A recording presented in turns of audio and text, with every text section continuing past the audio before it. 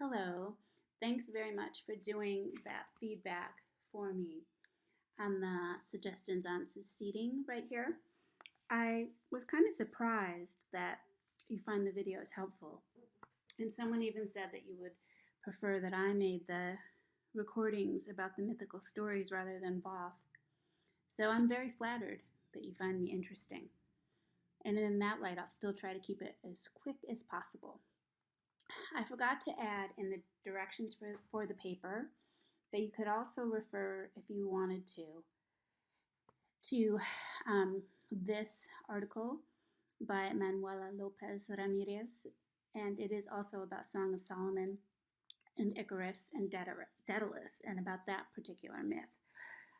The title of Morrison's Song of Solomon refers both to the biblical Song of Solomon, or Song of Songs, which I believe is not only a chapter about Christ's love for the church, but a chapter about the importance of love and how we should love one another attentively and devotedly, and perhaps even love our community, just as Christ does love the church. But the Song of Solomon also refers to a song that a woman named Pilate sings at the beginning of the story. And the song that she sings is about a different myth. It is about the myth of the flying African.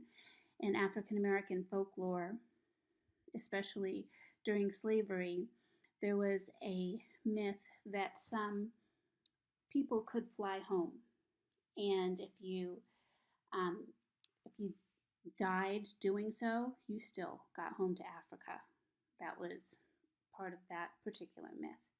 So Morrison's pretty tricky in that her title refers to both the Bible and to the myth of the flying African, and that the myth of the flying African is a little bit like the myth of Daedalus and Icarus.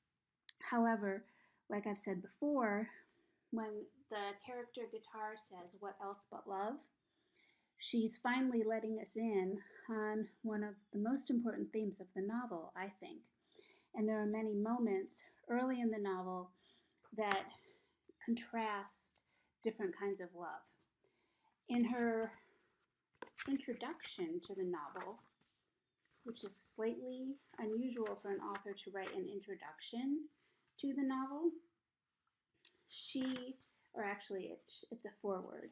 She ends with a very cryptic, or what I think is a confusing statement. She says, "These flights, these erstwhile heroics, are viewed rather differently by the women left behind. Both the quotation and the song of the title fairly shout that different understanding. To praise a woman whose attention was focused solely on family and domestic responsibilities, Milkman summons a conundrum, that without ever leaving the ground she could fly. My father laughed." Like,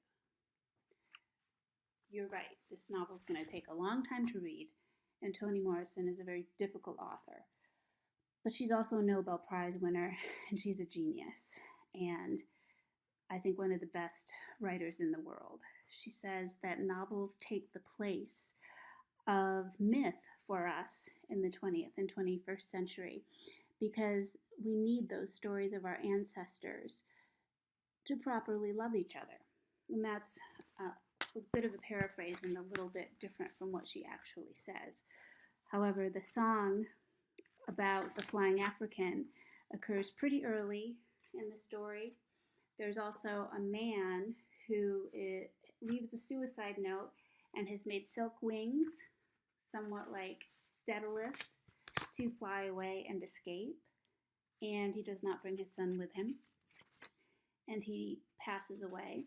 And then a little bit later, there is another man who is a crazy drunk, not a nutwagon like Smith, who made himself wings, but a crazy drunk with a shotgun, who says that it's because of love that he is a crazy drunk, and because of love that Smith was a nutwagon. So go figure, what the heck. Morrison also makes that comment about men jumping and trying to fly away to get free, and women doing something very different to be free. Pilate, who she refers to in the foreword, never leaves the ground. And that sets up a distinction, a gender distinction between men and women. The men try to fly home, the men take part in the great heroics, the women try to keep the family together and stay on the ground to support and help each other. So there's some very interesting references early in the novel to things women do versus things men do. For example, in my book on page 5, Mr. Smith has made blue silk wings curved around his chest in order to fly, whereas Ruth Foster has made rose petals out of red velvet, a really domestic, very kind of womanly, crafty task that she actually makes with her daughters and sells to a department store. But just as Mr. Smith is about to jump with his blue silk wings, which are much more grand and masculine, she drops her red velvet rose petals that look like blood on the ground. So there's an example of the grounded domestic woman versus the man trying to fly away to gain his freedom. And both of them possibly do it for love. Another thing that Ruth Foster does for love is she's fairly obsessed with her father. Even when she is 16 years old, she wants him to come in and kiss her goodnight, and her father starts to think that that's weird, so he marries her off to the first man that asks, and that happens to be Macon Dead. Macon Dead stops making love to her and performing his husbandly duties toward her and just grows to hate her. So when Pilate uses some of her magic to help Ruth Foster give birth to a son with her husband, Macon Dead, he tries to kill the son several times. Now, you'll find that out a little bit later in the novel, but this is where Milkman starts to sound a little bit like Mowindo. But the strange way that Ruth Foster has of showing her love for her son is that she breastfeeds him for a really long time, like till he's 7. But she feels when she's breastfeeding the closeness to her son, and like her milk is a golden thread. So just the mention of a golden thread sounds like something mythical or like Rapunzel or something magical.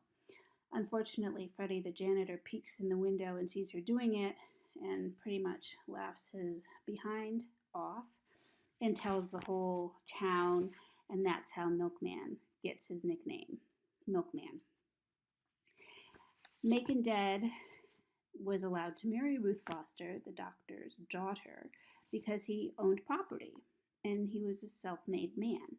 But his sister Pilate makes wine that she cooks from picking wild blackberries or whatever she can get. Her daughter wins a lot of prizes and wins a lot of contests, so that helps them survive. And Macon Dead is very embarrassed by his sister Pilate because she lives a very domestic life. She cooks for a living, cooks wine. She lives only for the pleasure of her daughter and granddaughter. And she continues to sing that song about Sugar Man pretty much throughout the story. Milkman meets his aunt due to his friend Guitar when he's a young boy. And there's a passage in the novel that suggests that Milkman, even though his father hated him and his mother had this very bizarre way of trying to show love for him, which was breastfeeding him for too long, that when he went to his Aunt Hagar's house and met her and met his cousin, when he went to his Aunt Pilate's house and met his Aunt Reba, his cousin Reba probably, and his cousin Hagar, he had a feeling of love and connection that he'd never had before in his life.